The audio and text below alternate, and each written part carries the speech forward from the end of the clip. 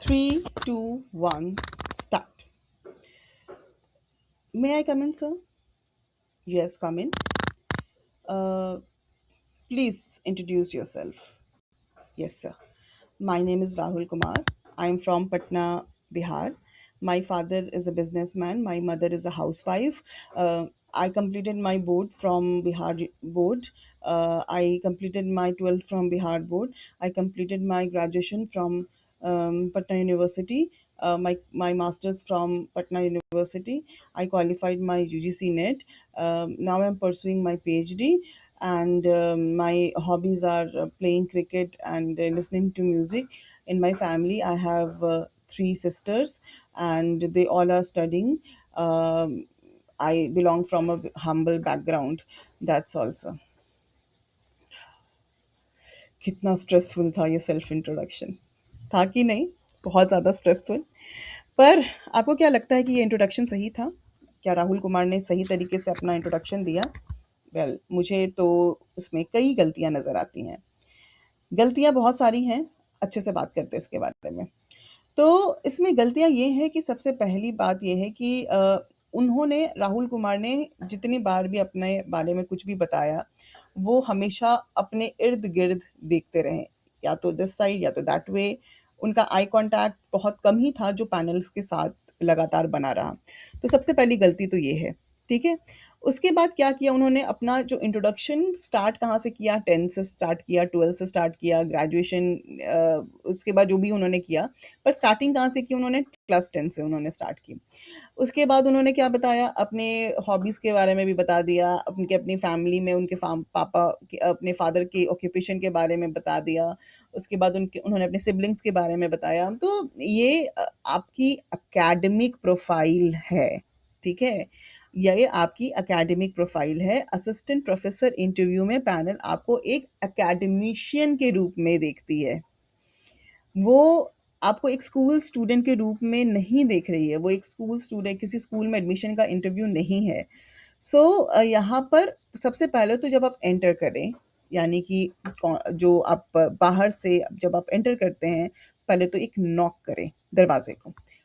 Take permission, मे आई कम इन sir? Panel जब आपको permission कहेगी, यस प्लीज़ कम इन, क्योंकि वो आपस में भी डिस्कस करते रहते हैं। एक एक जब इंटरव्यूअर ख़त्म करके जाता है, तो वो आपस में डिस्कस करते हैं और वो थोड़ा बहुत डिस्कशन का टाइम लेते हैं उस डिस्कशन एक इंटरव्यू ख़त्म होने के बाद, और उसके बाद वो एक बेल बजाएँगे, उसके बाद फिर आपको एंटर करनी है। तो ये सब के लिए टाइम लगता है, तो आप थोड़ा वेट कीजिए।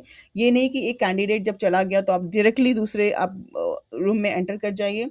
जब उनका डिस्कशन ख़त्म हो जाएगा तो वो एक बेल बजाएँगे और उसके बाद फिर आपको वहाँ पर बुलाया जाएगा। जब बुलाया जाएगा तभी आपको जाना है और नॉक करना है। उसके बाद जब वो आपको बोलेंगे come in, then you have to walk confidently.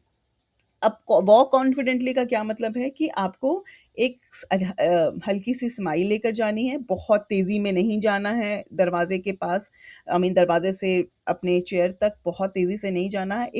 एक अच्छा पेस मेंटेन करना है, एक स्माइल के साथ अपने फाइल को अच्छे से हैंडल करना है, ठीक है? ये सारी चीज़ें आपको ध्यान रखनी है, और जब तक वो बोले नहीं कि आपको यहाँ पर बैठने के लिए, जब तक वो बोले नहीं कि please be seated Rahul Kumar, तब तक आपको वहाँ पर नहीं बैठना है, आपको वहाँ पर खड़े रहना है, ठीक है?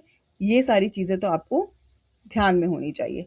जब वो आपको बोले कि प्लीज़ बी सीटेड, उसके बाद आप बोलिएगा good morning respected chairperson, good morning respected chairman sir, respected members of the selection committee.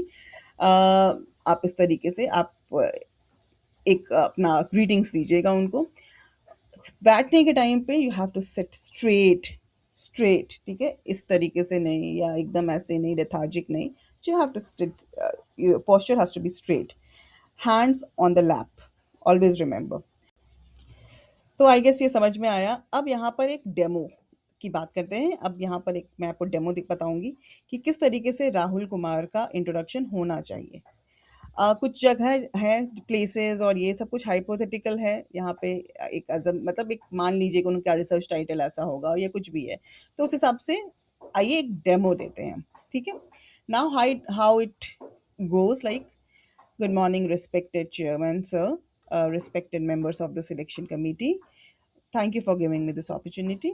My name is Rahul Kumar. I belong to Patna, Bihar. Currently, I am working as a visiting faculty in Department of Political Science at Commerce College, Patna, where I have been teaching the postgraduate students since 2024. Alongside my teaching responsibilities, I am pursuing my PhD in Political Science from Magad University, Bodh Gaya. My research is titled as Democratic Participation Among Youth in Bihar, a study of political awareness.